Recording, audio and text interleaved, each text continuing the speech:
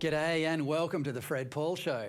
People who can't help but notice that liberal democracies like Australia are engaged in an orgy of self-loathing and despotism that can only end in pointless national suicide are often also heartened by the fact that there are still places in the world where freedom and prosperity are valued and the principles that enable them are still respected. Perhaps the one nation where this is more so than all others is Hungary, a nation of only 9.6 million people occupying land less than half the size of Victoria. It has become something of a pilgrimage for conservative thinkers and writers. Part of the attraction is a think tank called the Danube Institute, whose executive director, István Kiss, I will speak to in a minute. My colleague, Nick Cater, will be spending 3 months at the Danube Institute as a visiting fellow later this year. He is one of many Australians who have discovered that Hungary harbours a love of freedom, family and free speech, the sort of things that once made Australia such a thriving and independent country. This month it will host another CPAC Conservative conference, the third in 3 years, and it has been visited by such commentators as our former Prime Minister Tony Abbott, Tucker Carlson and Josh Hammer from the United States. Well, I was lucky enough to visit there myself in a less formal capacity, more like a tourist, in December, and I found the place to be both remarkably friendly, clean and peaceful, but also still haunted by the recent and very troubling past. Hungary was at the start of World War II an ally of the Nazis, then later in the war was ruled by the notoriously cruel Arrow Cross Party, who tortured and murdered thousands of Hungarians, many of them on little more than suspicion of descent. There is a museum of this in Budapest, which is one of the most horrifying and dark places I've ever visited. I recommend it if you do go there, but be warned, it's not a pleasant place. The country was then occupied by the Soviets, who rather than offering a relief from the Arrow Cross's barbaric rule, just simply continued it. There was a moment in 1956 when a popular uprising looked for a few days like it would force the Soviets to withdraw, but they didn't. Instead, they doubled down their oppressive rule until they finally left in 1991. Even to a tourist, Budapest still exudes a strong memory of a cruel past amid the wonderful renovation that has gone on since the Russians left. Its boulevards of grand buildings, the magnificent St Stephen's Basilica, its charming trams, the Houses of Parliament, which were modelled on the original Parliament in Westminster, London, the art galleries, the bridges over the Danube, the elaborately housed hot baths, and the Buda Castle, as well as the markets and more pedestrian attractions, combine to make Budapest, I got to say this, a bit like Paris, but with far fewer tourists.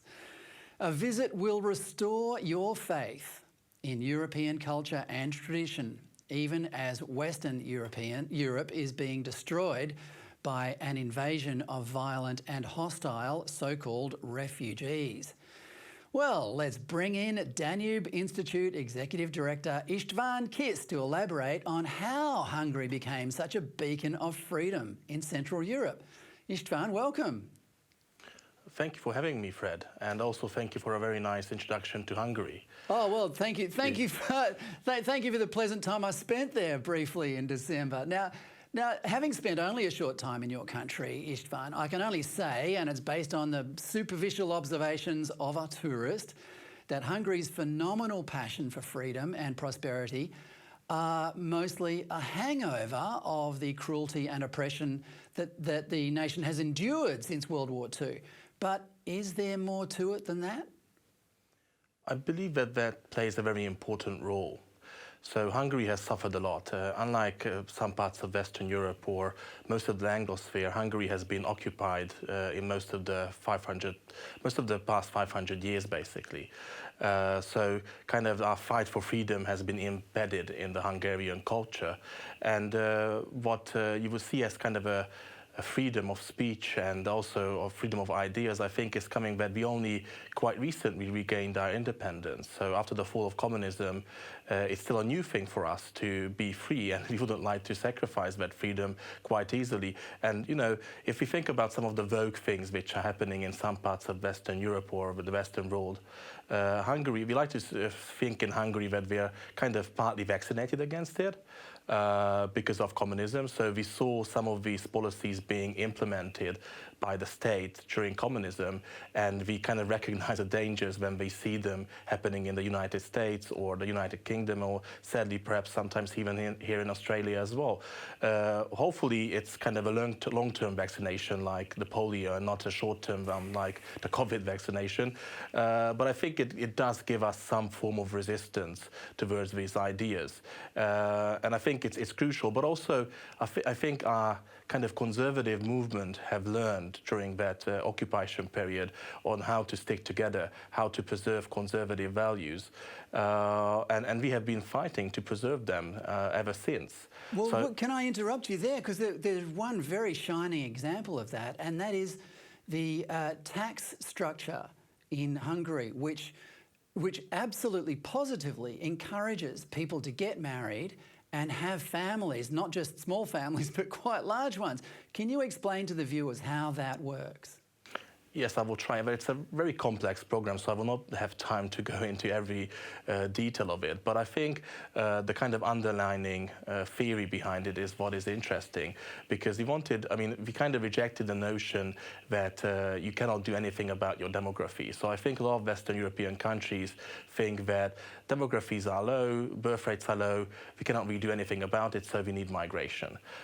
We said that's not right. Actually, people want to have more kids, but because of economic reasons mostly, I think there are cultural reasons as well, but we can talk about that a bit more. But there's a very big economic element why people will not you will not have more kids. If you look at a lot of statistics, even places like very progressive places like Sweden, actually women want to have more kids than what they currently have. And if you ask them why don't they have them, it's because of economic reasons. And I think the Hungarian system understood that. And also I think it's unique in the sense that we didn't want to have people on welfare or people not working having more kids, having 5, 6 kids just because of welfare. So we basically installed a system where you are supporting families who are working with tax credits, with kind of low interest loans, and also sometimes with low interest loans which basically turn into free money if you have 3 kids or more. I think also a very important element is this kind of low interest loan and kind of free, which turns into free money after a while if you have 3 kids or more, is a very important element, because that you can only use, part of it you can only use to buy new homes or build new homes. And I think that helps young couples who are struggling to have homes. And of course, when you have homes, you're more ready to have more kids as well. I think that's something which all across the Western world people have been struggling with. You have a housing crisis, and I think that's partly true for Hungary as well. But these government policies has allowed people to buy properties, to build properties, and have kids as well. It's kind of a marriage of 2 good things. I myself have benefited from these programs. I don't think I would have been able to build a house in the countryside without these policies. And I see it in my neighborhood. So there's more and more young people turning up. When I bought that plot of land, there was only 2 houses. Now there's 6.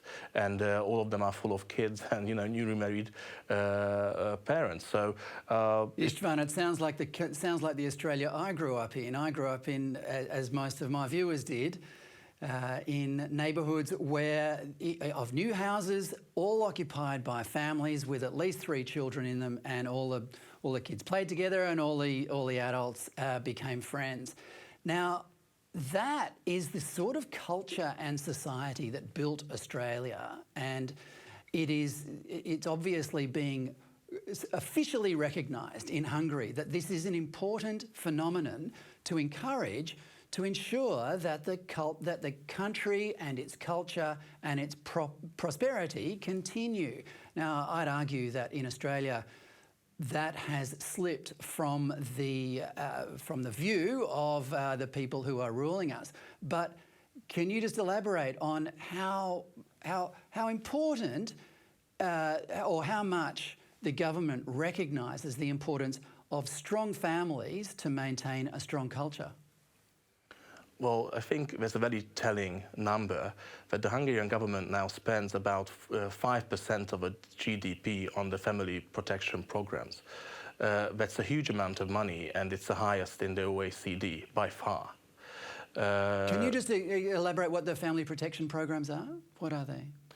As I said, there's several elements. There's tax breaks. For example, one thing which I think is very unique is that, for example, women who have 4 or more kids don't have to pay personal income tax for their life. Right. Which is actually now being extended to mothers who have 3 kids. Right. But and that's on the condition that she stays married to the father, I believe. Is that correct? Yes, but also a lot of these programs are aimed at encouraging people to get married. So most of these benefits, I mean, some of them you can get even if you have the kids, but some of them you can only get if you are actually married.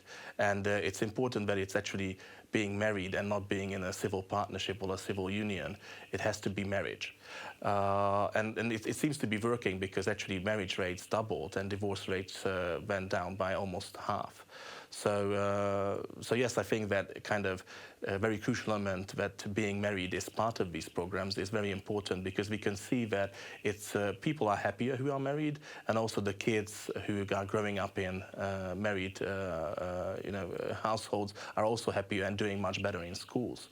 But perhaps going back to the policies, as I said, we have several other policies as well. This kind of home building loan, I think, is very important because, I mean, in Hungary, for example, you can get about $100,000 from the government on low interest loan, which is maximum 3%. And some of that, actually about half of that, you don't have to pay back if you have more than 3 kids. And this is being expanded now because, sadly, property prices went up. It's partly because of this program, but also because of COVID, because of the war in Ukraine and high inflation, high energy prices. So they're actually extending this program, and people will be getting around $150,000 as low interest loans. Part of it can transform into free money if they buy new houses or build new houses. There's separate programs which are focusing on the countryside. So there's loans you can only pick up if you're living in villages which have a population under 5,000 people and have a decreasing population. So we were trying to kind of help people to stay in villages or young people to move into villages and be kind of part of nature and also don't allow these rural settlements to disappear. There was also a program where you could get, again, government support to buy bigger cars around. We've got a government trying to shove us into battery-powered cars that nobody wants. I mean, Australia has always loved big cars because we're a big country. We often have to drive long distances, but at the moment, we have a government that is obsessed with giving us electric cars, which none of us want. Now, just getting back to, you mentioned 5% of GDP is spent on these family-oriented policies. Here's a figure for you. 9% of our government's GDP is spent on welfare. I mean, that is mostly money that isn't very productive. It's keeping people off the streets, perhaps, but it's not a lot of the time, it's not encouraging them to actually get work and pay taxes themselves. What's the welfare situation like in Hungary? Well, of course, we inherited a pretty big welfare state from communism. But I think our conservative government has, again, kind of uniquely started a program where they are encouraging people to work instead of being on welfare. We like to call it kind of a workfare society, which might sound a bit bad in the Anglosphere, but we actually cut down social welfare. So if you want to stay at home and don't work, then you will get some social welfare, but it's very low. It's around $100, so perhaps a bit more, but around that figure. So even in Hungary, that's something which is not very much. But we promised these people work. And we started with workfare programs, which I honestly initially was a bit skeptical about because I have some libertarian leanings in economics. And you know, these were kind of jobs in local municipalities, kind of local sports clubs. They were sometimes cutting down the grass there, or you know, building pavements. But it seems to be working. So if you look at the statistics, more than 300,000 people were involved in these programs when they started them. Now there's less than 100,000 people involved. We have record low unemployment levels. And we also have a lot of these people going, as I said, going back to the proper labor market. Also, there's some, you know, success stories. So I did some research on this when I was working for another think tank in Hungary. And you have, you know, kind of small communities where these people actually did farms, made kind of small clothes factories, which are doing stuff for IKEA and other multinational companies. And, you know, they get kind of something like the minimum wage level, so it's not very good to pay, but it's still much better than if you're staying on welfare. But I think the kind of the inherent idea, which is important, that you cannot stay home on welfare, you have to work. And that's, I think, helps kind of the future generations as well, because you will have kids growing up seeing their parents go to work. Well, that's right. And also you're engendering a community-wide work ethic where it is accepted that everyone needs to work. Now, can I segue? But also just a quick interruption here, that when we interviewed these people feel better as well, because now when they, you know, after a hard day's work go into the pub or just go home, they feel better about themselves. People will, you know, say that, oh, I saw you working. You're actually doing something, not just staying at home and not doing anything. Yeah, sadly, the welfare culture in Australia actually allows people, you know, gives people credence or legitimacy to actually sit at home and not do much at all. But this is not unrelated to immigration, I'd argue. This is potentially a touchy subject, but how does this relate to immigration in Hungary? I mean, we have a fairly non-discriminatory immigration policy, much to our regret, I'd argue. What is Hungary more selective about the people it allows to settle in the country? Well, actually, interestingly, I mean, I think our migration laws are not necessarily very strict, or not unlike other European countries. What is different is that we said a very hard no to illegal migration. So if you're trying to get into Hungary and you're not a proper refugee, you don't have reasons to seek asylum, then you will not be allowed into Hungary. Also, we don't have, you know, very big schemes to get in students or other people on work visas. But we do allow, I mean, we do have people coming in on work visas. We have industries where we need people, and if they are coming in legally and we are vetting them, then that's fine. So we do have, you know, people coming in from Asia time to time on work visas. But one of the conditions is they have to learn Hungarian as well, isn't it? Is that right? Yes, but also they, you know, we are selecting them for specific jobs. So we know that, let's say, we need 1,000 bus drivers in Budapest because we don't have enough. We try to, you know, get the Hungarians doing that as well in the meantime. But until we can have that, we would, let's say, invite in people from Mongolia or Vietnam to do it. But they have fixed contracts, so they will do it. And then, you know, if the contract expires, they will go home. Also, we do not allow them to bring the family or do family unifications. But I think what is the most important element here is that we said a very hard no to illegal migration. So during the 2015 migration crisis, we had about 1 million people coming to the Hungarian border. And these people were burning their passports. They were all claiming to be Syrians, but they were not. Most of them were actually people from the Balkans, people from Kosovo, Albania, who were trying to go to Europe and work there. And, you know, I mean, having borders and you know, just migrating for economic reason is not a right. Yeah, protecting a border is one of the fundamental jobs of a national government. Now, Istvan, can I just segue into something that I observed while I was there? It's a fantastic, innovative idea that would never get up in Australia. It's a thing called a ruin bar. You might be familiar with it. It is a shot of me in one in Budapest. These are bars that are essentially in, as far as I know, in a condemned sort of industrial-style warehouse or a building in the middle of the city, and bar managers are allowed to occupy them while the owner decides what eventually will happen with the building in the long run. I got to say, doing something like this in Australia would be absolutely unthinkable. The number of government departments you have to go to just to build a new bar, let alone one in a condemned building, is prohibitive. Now, is this kind of thinking natural to Hungarians, or is this the result of Hungary just in a rebuilding phase after the departure of the Soviets? Well, that's a pretty interesting question. I think we Hungarians like to think of ourselves as kind of entrepreneur people who try to, I mean, in a good sense, but also who try to find loopholes and also make things work for them. So I think it is part of Hungarian culture to some extent that if we want to very hard to survive. And if that's, you know, doing bars in sketchy places, then we will do bars in sketchy places.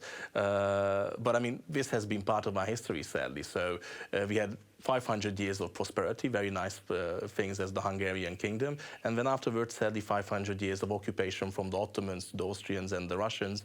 And we're kind of, that made us people who try to find survival in even one of the hardest circumstances as well. Well, Australia was born in similar circumstances, but I've got to say, Istvan, we've certainly lost that entrepreneurial spirit, I think. I mean, we began as a penal colony, so, you know, top that, Hungary. Anyway, another thing you don't often associate with Hungary is, to be honest, is humour. I mean, you know, Central Europeans, to us Australians, don't come across as predominantly funny people. But here's something I stumbled across in District 6 in Budapest, which is the sort of late-night entertainment area.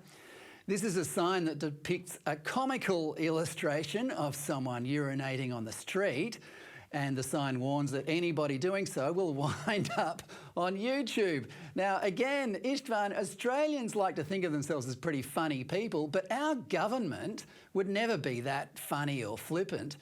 Is this typical of Hungarian humour? I think so, but I'm also not sure if you rode some public transport, because on the metros and some of the trams you have similar kind of funny signs about, you know, don't have your hat on or don't eat at the public spaces. So actually that's kind of a funny campaign I think the city of Budapest started. I think it's actually very strange because I think Hungarian humour is very much related to British humour, which I guess is related to Australian humour as well. There's some series which surprisingly were only very popular in the UK and of course some other places, well, and in Hungary, like Rang My Lord or Blackadder. So I think, I'm not sure why this is, but for some reason we have kind of this dark, witty humour, which is, I think, very, very closely related to British humour. Well, there you go, viewers. There's another reason to want to visit Hungary, and I recommend it highly. Budapest is one of the most beautiful places in the world. And I've got to thank Istvan Kiss from the Danube Institute for coming on to talk about it. Thanks, Istvan. Thank you very much for having me. That's Istvan Kiss of the Danube Institute in Budapest, one of the great cities of the world.